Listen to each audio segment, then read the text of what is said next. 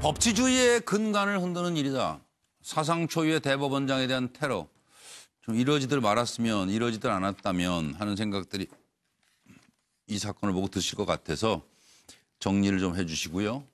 상황은 이런 거죠.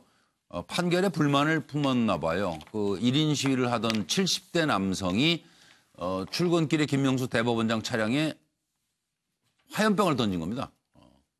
그러자 화염병 테러 법치주의 흔드는 일이다. 그래서 대법원을 방문해서 이제 김 장관이랑 경찰청장에 가서 이렇게 인사를 하고 사과를 했고, 지금 이제 수사는 현장에서 체포해서 조사 중이고 자택에 대한 압수수색했다는 지금 상황까지 왔습니다. 잠깐 들어보시죠.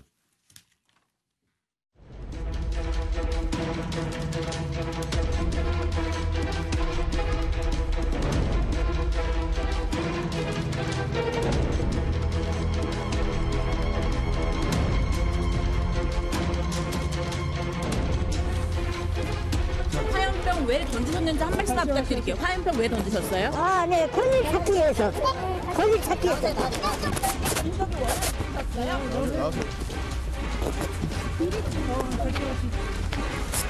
화염병 미리 집에서 준비해 오셨던 거예요? 들어가세요. 이건 깜짝 놀랐을 것 같아요. 이게 대법원에서 이런 일은 노변호사님 처음이죠, 지금. 그렇죠. 대법원장이 출근길에 테러를 당한다는 건 사실 상상도 할 수 없는 일인데 이게 지금 서초동에 가보시면 알겠지만요. 모든 그 공간, 그러니까 뭐 검찰청이든 법원이든 그 앞에 보면은 현수막이 엄청나게 있고요. 그리고 무슨 풍선같이 생긴 걸로 이렇게 막 바람에 날리면서 뭔가 계속 판사 욕하고 검사 욕하는 그런 것들이 되게 많거든요. 플래카드 같은 것들이. 이게 전부 다 이제 사법부의 뭐 판결이라든가 검찰의 수사라든가 이런 것들을 저는 믿지 않겠다. 당신들이 그렇게 해도 나는 너네들이 잘못했다고 생각한다. 이제 이런 걸 지금 보여주는 건데 이게 사실은 정말 더 큰 문제가 아니냐. 지금 게다가 양승태 전 대법원장 이 사법농단 사건이 아직 해결이 제대로 안 되고 있는 부분이 있기 때문에 지금 이런 식의 그런 기조는 앞으로 조금 장기적으로 더 가지 않을까 생각이 들고 또 특히 그 사법농단 주역 그 법관들을 탄핵해야 된다라는 그 법관 대표회의의 결과에 대해서 회의 결과에 대해서 대법이 또 얘기했잖아요. 그거는 법에 아무런 근거도 없는 잘못된 거다 이런 식으로 말했거든요. 그런 거 보더라도 지금 사법부 내부에도 지금 정확하게 뭔가 하나의 기조가 성립되지 않아요. 성립이 안 돼. 그러다 보니까 이게 국민들도 모두 우왕좌왕하고 있는 것 같고 큰일입니다 진짜. 정익진 변호사님. 그동안 우리 사회가 너무 이렇게 양심에 대해 테러를 한 거예요, 사실은. 신뢰에 대해 테러를 했고. 저는 저 장면을 보면서 대법원장으로 상징되는 사법부가 불타고 있는 것이 시각적으로 보여졌다 이런 생각이 들고요. 무서운 얘기를 하시죠. 그다음에 개인적으로는 사실 대법원장이 이럴 때 리더십을 잘 보여주셔야 하는데 좀 미흡하다는 느낌이 듭니다. 예, 그런 지적도 가능하고. 김종옥 교수님. 예, 과거에 국민적 신뢰를 하면 국회가 꼴등을 했고 그나마 사법부가 1, 2위를 해서 상당히 신뢰받았는데 사법농단 사태 때문에 국민적 존중이 사라지고 적폐화된 것 같은 느낌이 드는데요. 이 문제를 해결할 수 있는 방법은 사법부 스스로가 근본적으로 자기 스스로가 이 문제를 성찰하고 정확하게 특별 판사 같은 걸 통해서 사태 근원적인 문제를 해결했을 때만 저는 다시 한번 과거와 같은 존경받는 사법부로 갈 수 있다는 생각이 들어서 자기 결단이 필요하다는 생각을 하게 됩니다. 김광덕 부장님.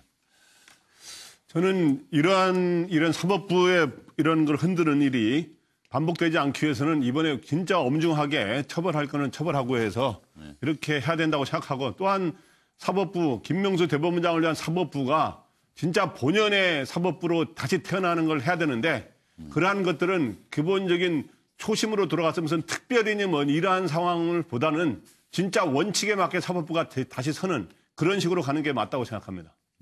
차명진. 정치인은 국민적 신뢰를 못 얻으면 선거를 통해서 바꾸면 돼요.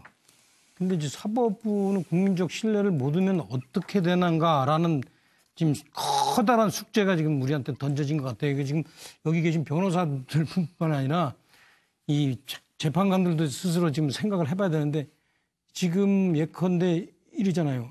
법원 스스로 뭐 자기네 동료를 탄핵하자든지 아니면 법원에서 자기네는 못하겠으니까 특별재판부를 만들자더니 이런 그 내부의 어떤 그 문제 이런 것들이 스스로 그 사법부의 권위를 떨어뜨리고 예. 저런 식의 어떤 테러가 자연스럽게 일어나도록 만들고 있습니다. 김 의원님도. 네.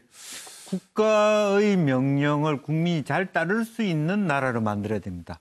지금 정당성 위기이고 권위가 실추되는 상황이기 때문에 다시 권위를 만들어야 됩니다.